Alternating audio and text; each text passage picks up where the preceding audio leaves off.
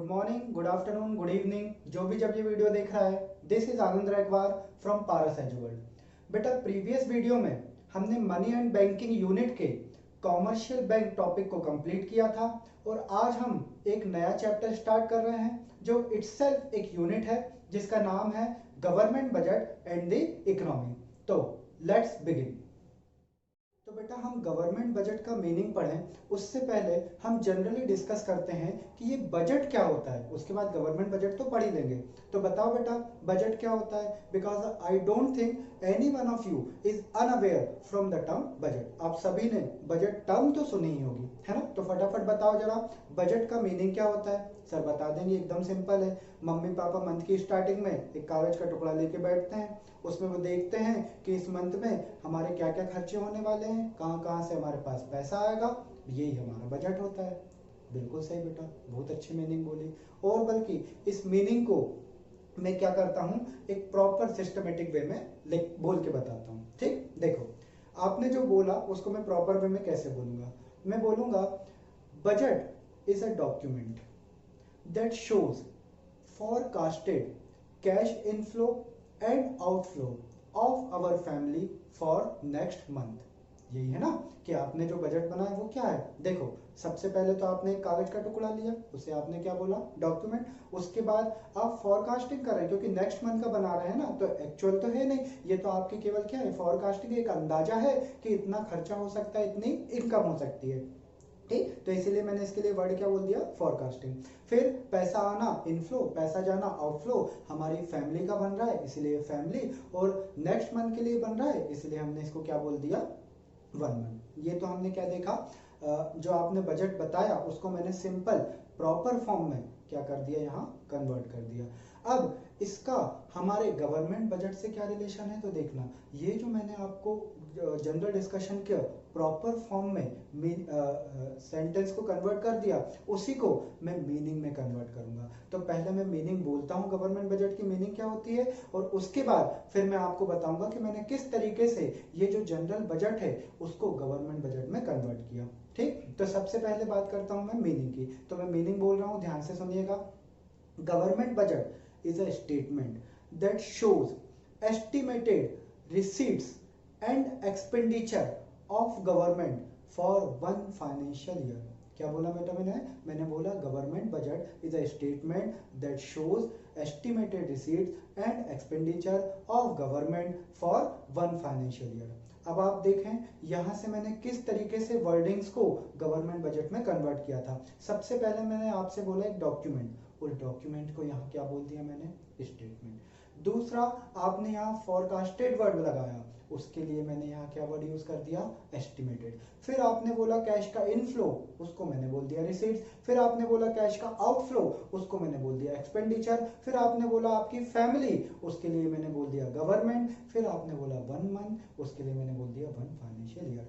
तो इस तरीके से जो आपने सिंपल बजट का मीनिंग बताया था उसी को मैंने प्रॉपर सेंटेंस में बनाया और उसी प्रॉपर सेंटेंस को मैंने गवर्नमेंट बजट की मीनिंग में कन्वर्ट कर दिया। ठीक है, तो गवर्नमेंट बजट की मीनिंग में बेटा यहाँ पे जितना भी आपने जो सिंपल बजट का मीनिंग बोला था उसको देखा ना, उसके ऑब्जर्वेशन में कितनी सारी चीजें निकली और किस तरीके से यहाँ पे गवर्नमेंट बजट का मीनिंग बन गया। ठीक, अब गवर्नमेंट बजट के मीनिंग में ये जितनी चीजें आ रही है वो हर एक चीजें इंपॉर्टेंट है। अब सर इसका मीनिंग और अच्छे से बताओ ना, बताता हूं बेटा, पर मैं इसका मीनिंग में नहीं बल्कि इसके फीचर्स में बताऊंगा, क्योंकि इसका मीनिंग ही इसके सारे फीचर्स बनते हैं। So let's discuss about the features of government budget. ठीक है, तो सबसे पहले सबसे फर्स्ट नंबर का जो आपका फीचर है वो है it is a annual statement, कि आपका जो गवर्नमेंट बजट है वो एनुअल स्टेटमेंट होता है। एनुअल स्टेटमेंट मतलब ये एक डॉक्यूमेंट है जो कि प्रिपेयर होता है फॉर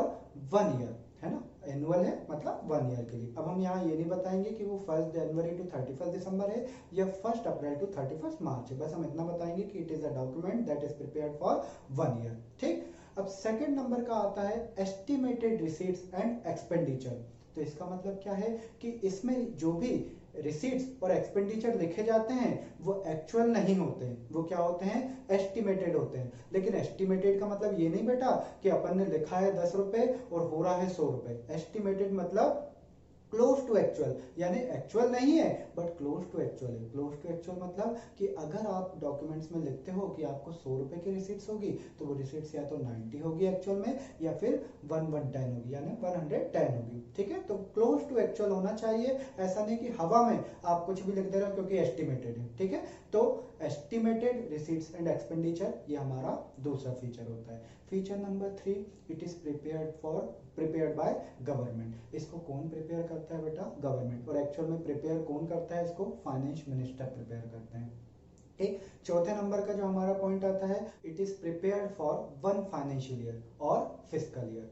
अब फाइनेंशियल ईयर क्या होता है? तो बेटा 11th क्लास में अकाउंटेंसी में पढ़ा होगा कि 2 टाइप के ईयर्स फॉलो किए जाते हैं। एक होता है आपका कैलेंडर ईयर, दूसरा होता है आपका फाइनेंशियल ईयर। कैलेंडर ईयर क्या होता है? जो 1 जनवरी टू 31 दिसंबर चलता है, घरों में लगा रहता है ना कैलेंडर। और दूसरा होता है 1 अप्रैल टू 31 मार्च, जिसे हम फाइनेंशियल ईयर बोलते हैं। और इस फाइनेंशियल ईयर को ही गवर्नमेंट की टर्मिनोलॉजी में फिस्कल ईयर बोलते हैं। ठीक है, तो एग्जाम में फाइनेंशियल ईयर आए या फिस्कल ईयर आए, दोनों एक ही बात होती है। ठीक, तो इसमें हम बताएंगे कि ये 1 फाइनेंशियल ईयर के लिए प्रिपेयर होता है, जो कि 1 अप्रैल टू 31 मार्च होता है। अब ये हमारे 4 पॉइंट हो गए। उसके बाद 5th नंबर का जो हमारा पॉइंट या फीचर है, उसको हम बोलते हैं ग्रॉस रिसीट्स एंड एक्सपेंडिचर।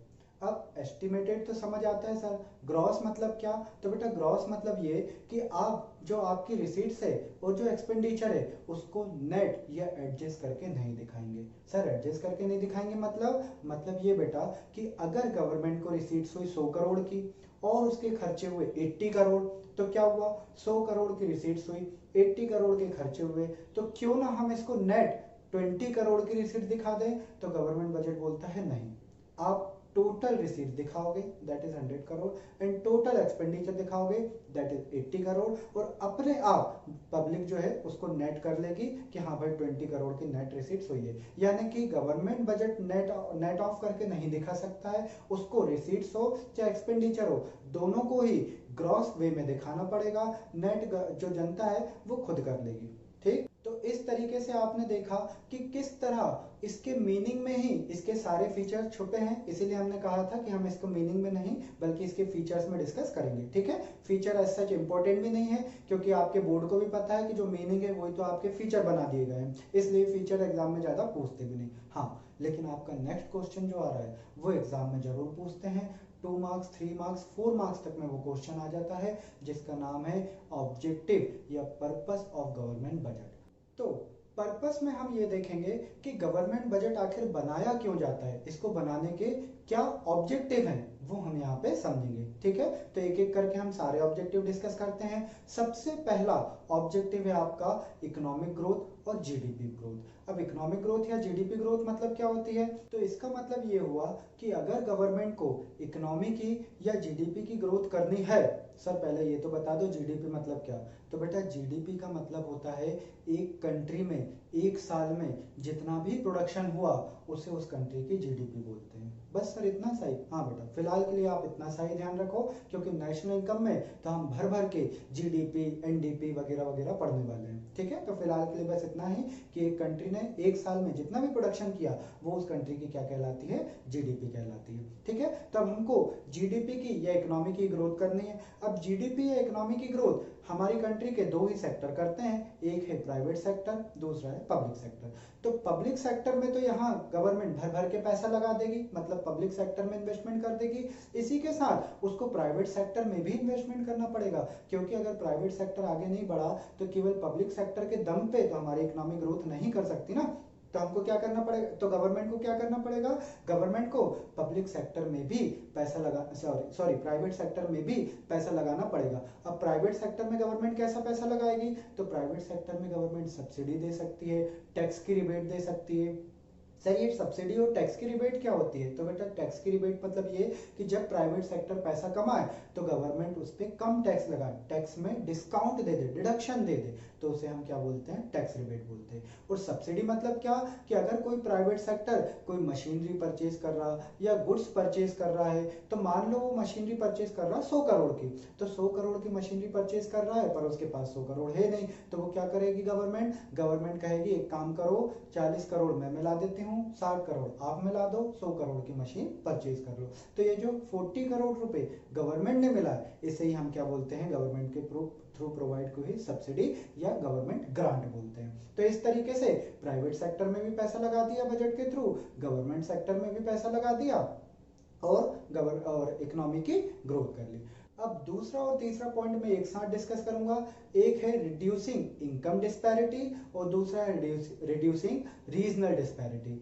अब इनकम डिस्पैरिटी क्या होता है? तो इनकम डिस्पैरिटी मतलब difference between rich and poor, मतलब अमीरी और गरीबी के बीच का फासला, उसे ही हम क्या बोलते हैं? Income disparity. और रीजनल डिस्पैरिटी क्या होती है? जो एरिया में डेवलपमेंट और लेस डेवलपमेंट का जो डिफरेंस है उसे हम रीजनल डिस्पैरिटी बोलते हैं। तो एक हुई इनकम डिस्पैरिटी, यानी यहाँ दो पर्सन के बीच में डिफरेंस होता है, और दूसरा होती है हमारी रीजनल डिस्पैरिटी, जिसमें दो एरिया जो हैं, जो रीजन्स है, उनके बीच में क्या आ जाता है? डिफरेंस आ जाता है। तो जो इनकम डिस्पैरिटी है, मतलब अमीर और गरीब है, उनके बीच के फासले को गवर्नमेंट बजट के थ्रू कैसे कम करती है कि बजट में जो रिच पीपल होते हैं उनके ऊपर ज़्यादा टैक्स बर्डन डालती है, और जो पुअर पीपल होते हैं उनको सब्सिडी प्रोवाइड करती है या कम टैक्स लगाती है। जैसे आपने नाम सुना होगा ना, बीपीएल, बिलो पॉवर्टी लाइन, तो उसमें क्या हुआ? उसमें उन पे टैक्स भी नहीं लगा, इवन कम रेट पे उनको जो कमोडिटीज है वो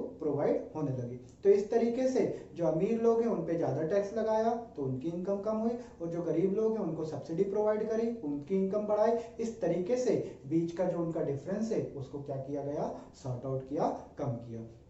दूसरा होता है आपका रीजनल डिस्पैरिटी। अब रीजनल डिस्पैरिटी मतलब, तो गवर्नमेंट जब बजट बनाती है तो वो प्रायोरिटी में ऐसे एरियाज रखती है जो बैकवर्ड होते हैं। बैकवर्ड मतलब जहाँ पे डेवलपमेंट कम हुआ है, तो उस जगह पर गवर्नमेंट क्या करती है? इंडस्ट्रीज लेके आती है, उस जगह के लिए गवर्नमेंट खर्चा करती है, बजट में उसका एक सेपरेट एक्सपेंडिचर बना के रखती है, ताकि वो जो बैकवर्ड एरिया है वो क्या हो सके? डेवलप हो सके। जैसे आपने नाम सुना होगा सेज, सेज मतलब SEZ, स्पेशल इकोनॉमिक जोन। ये स्पेशल इकोनॉमिक जोन क्या होते हैं? एक्चुअल में कुछ नहीं, ये वही बैकवर्ड एरिया होते हैं जिसमें गवर्नमेंट क्या करती है? वेरियस टैक्स रेट और सब्सिडी के थ्रू जो प्राइवेट सेक्टर है उसको बुलाती है और बोलती है कि आप इस एरिया में आके काम करो, हम आपको टैक्स भी कम लगाएंगे, हम आपको सब्सिडी प्रोवाइड करेंगे, हम आपको कम रेट पे गुड्स और जो कमोडिटीज है वो प्रोवाइड करवाएंगे। ठीक, इवन हम तो जो आपके बिजली बिल आते हैं उसकी भी जो यूनिट है उसके रेट कम लगा देंगे।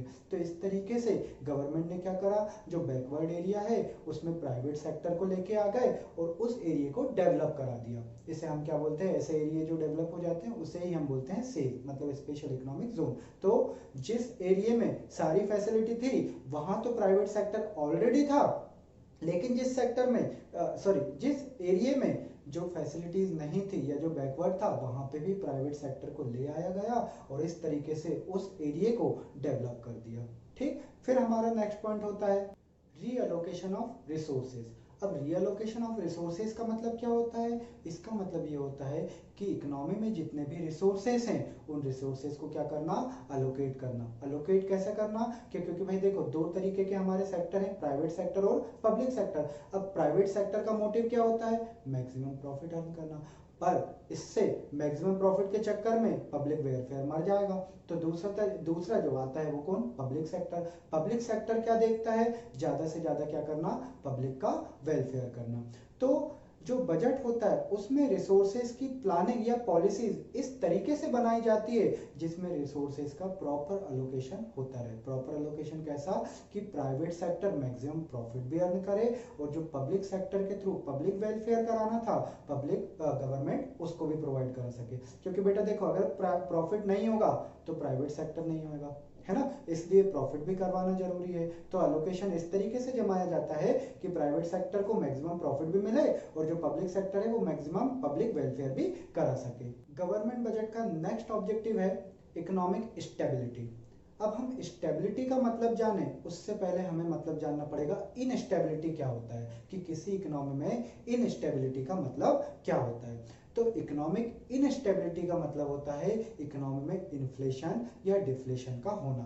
सर इन्फ्लेशन यानी क्या होता है? तो इन्फ्लेशन होता है बेटा महंगाई। महंगाई मतलब चीजों के रेट बढ़ जाना। और डिफ्लेशन क्या होता है? डिफ्लेशन होता है सस्ताई, यानी चीजों के रेट क्या हो जाना? सस्ते हो जाना। फिर तो सर डिफ्लेशन ज्यादा अच्छा है? नहीं बेटा, किसी भी इकोनॉमी में ना तो इन्फ्लेशन अच्छा होता है ना डिफ्लेशन अच्छा होता है।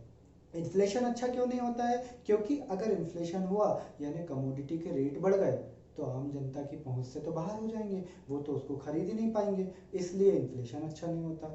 लेकिन डिफ्लेशन क्यों नहीं अच्छा होता सर? डिफ्लेशन तो अच्छा है, चीज़ों के रेट कम होने चाहिए, जितने कम होंगे उतना अच्छा है, पब्लिक को उतना फायदा होगा। पर बेटा अगर चीज़ों के रेट कम होंगे तो बेचेगा कौन? क्योंकि प्रॉफिट नहीं होगा ना अगर रेट कम होंगे तो। ठीक, इसलिए ना तो डिफ्लेशन अच्छा होता है ना इन्फ्लेशन। इन्फ्लेशन अगर हम बात करें तो सेलर के पॉइंट ऑफ व्यू से अच्छा होता है। क्यों? क्योंकि इन्फ्लेशन मतलब ज़्यादा महंगा, जितना ज़्यादा महंगा सेलर बेचेगा उसको उतना ज़्यादा बेनिफिट, लेकिन आम जनता के लिए वो नुकसानदेह होता है। क्यों? क्योंकि इन्फ्लेशन जितना ज़्यादा उतना हमारी रीच से वो प्रोडक्ट क्या हो जाता है? बाहर। इसी तरह डिफ्लेशन की बात करें तो डिफ्लेशन यानी चीज़ों के रेट गिर जाना, तो डिफ्लेशन सेलर के पॉइंट ऑफ व्यू से बुरा होता है। क्यों? क्योंकि अगर चीज़ों के रेट गिरेंगे तो सेलर को लॉस होगा और वो फिर डीमोटिवेट होगा अपने प्रोडक्ट को बेचने के लिए। लेकिन वहीं हम जनता की बात करें तो जनता को उससे फायदा होता है। तो इस तरीके से एक के लिए लॉस एक के लिए फायदा होता है।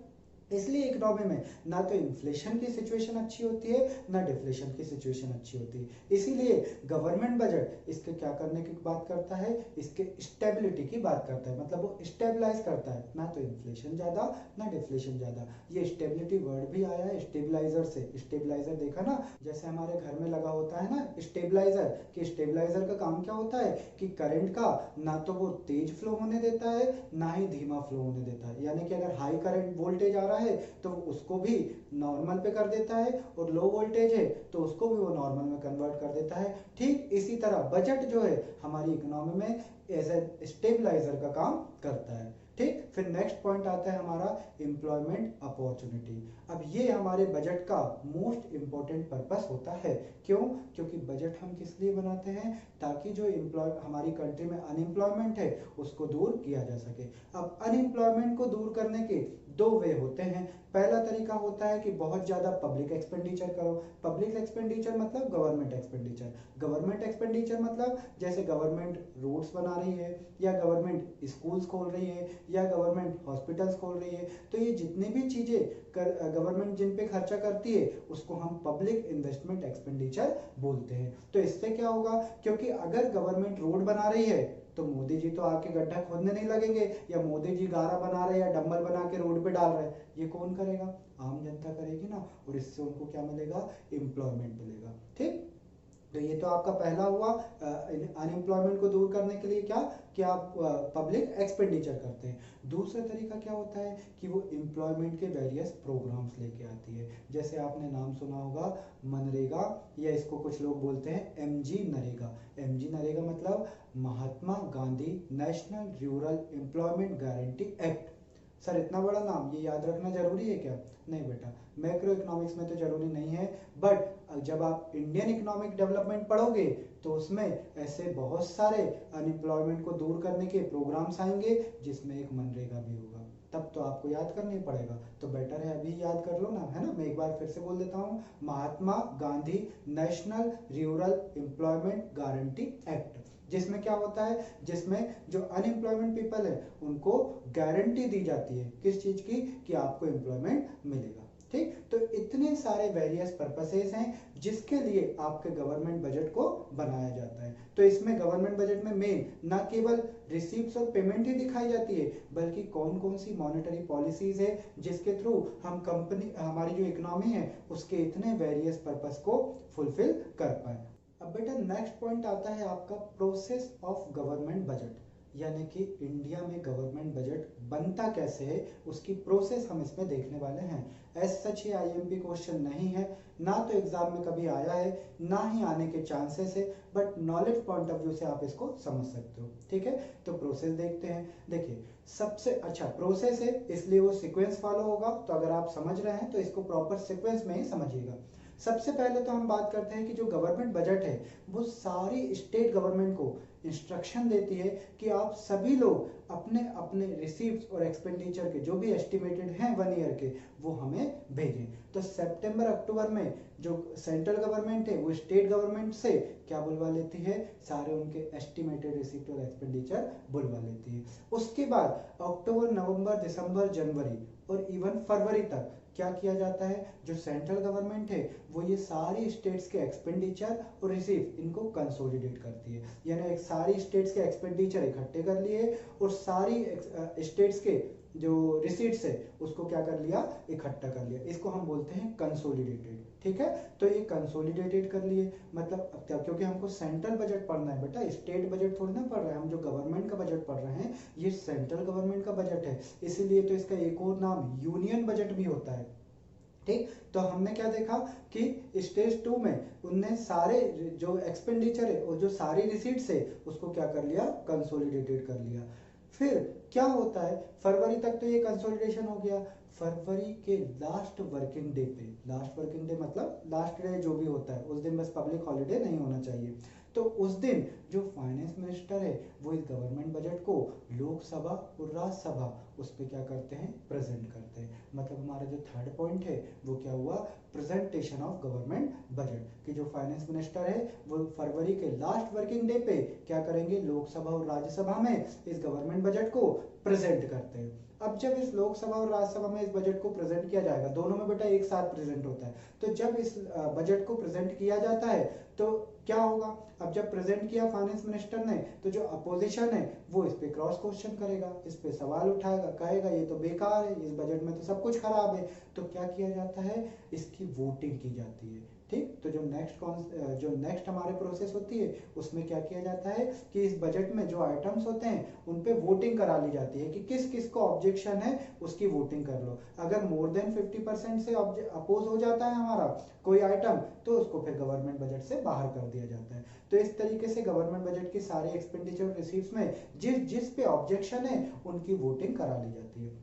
वोटिंग कराने के बाद जो मार्च का मंथ होता है उसमें इस बजट को क्या कर दिया जाता है, पब्लिश कर दिया जाता है, पब्लिश कर दिया जाता है बेटा, है ना, अभी एग्जीक्यूट नहीं हुआ है, ये एग्जीक्यूट तो अगले मंथ से होता है, तो मार्च में इसको पब्लिश कर दिया और फिर जब अप्रैल आया तो अप्रैल के फर्स्ट डे से, क्योंकि फाइनेंशियल ईयर 1 अप्रैल होता है ना, तो 1 अप्रैल से ये जो बजट है इसमें जितनी भी बातें लिखी है वो सारी बातें एप्लीकेबल हो जाती है, एग्जीक्यूट हो जाती है। तो हमारी प्रोसेस किस सीक्वेंस में गई, सबसे फर्स्ट नंबर का कि कलेक्शन किया उनने सारी एस्टिमेटेड रिसीव्स एंड एक्सपेंडिचर का, किसकी, स्टेट की, दूसरे नंबर पे उनने कंसोलिडेटेड किया सारे रिसीट्स एंड एक्सपेंडिचर को, थर्ड नंबर पे उनने बजट को प्रेजेंट किया last working day of February, fourth number पे वोटिंग हुई, फिफ्थ नंबर पे पब्लिश होता है और 6 नंबर पे एग्जीक्यूट हो जाता है। ठीक, मतलब अप्लीकेबल हो जाता है। तो ये बजट की प्रोसेस है, just knowledge point of view से आपको बताइए, इतनी आईएमपी नहीं है, आप इसको इग्नोर भी कर सकते हैं। तो इंपॉर्टेंट आज की क्लास में हमारे लिए क्या था,